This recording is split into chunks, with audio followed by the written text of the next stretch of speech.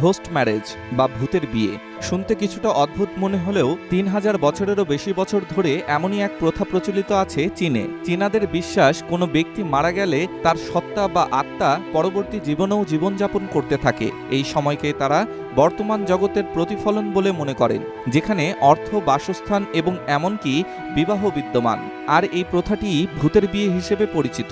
সম্প্রতি চীনা গণমাধ্যম সাউথ চায়না মর্নিং পোস্টের এক প্রতিবেদনে চীনা লোককাহিনী বিশেষজ্ঞ হুয়াং জিংচুন জানান, প্রায় ৩,০০০ বছর ধরে উত্তর চীন, শানসি, শানডং ও হেবেই প্রদেশের বিভিন্ন এলাকায় ভূতের বিয়ে পালিত হয়ে আসছে।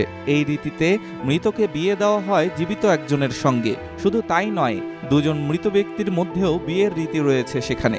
হুয়াং আরও জানান, এই প্রথায় বিশ্বাসীরা বিশ্বাস করেন, কোনো ব্যক্তি যদি তার বিয়ে করার ইচ্ছা পূরণ না করেই মারা যান, তবে তারা মৃত্যুর পর শান্তিতে বিশ্রাম পাবেন না এবং এ তাড়নায় বারবার ফিরে আসবেন।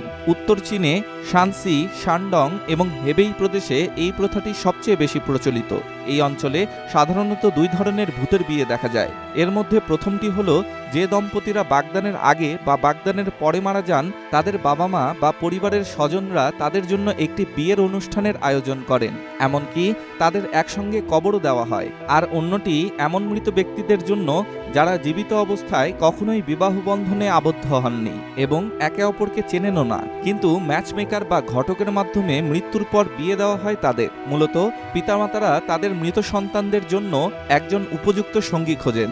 এক্ষেত্রে পারিবারিক পটভূমি, পেশা ও বয়স বিবেচনা করা হয়। তারপর একটি বিবাহ অনুষ্ঠিত হয় এবং মৃতদেহগুলিকে উত্তোলন করা হয় এবং একটি নতুন কবরে একসঙ্গে সমাহিত করা হয়। এছাড়াও কিছু ক্ষেত্রে একটি ভূত বিবাহের একজন সঙ্গী জীবিত থাকেন, তিনি ভূত বিবাহ অনুষ্ঠানে অংশগ্রহণ করেন।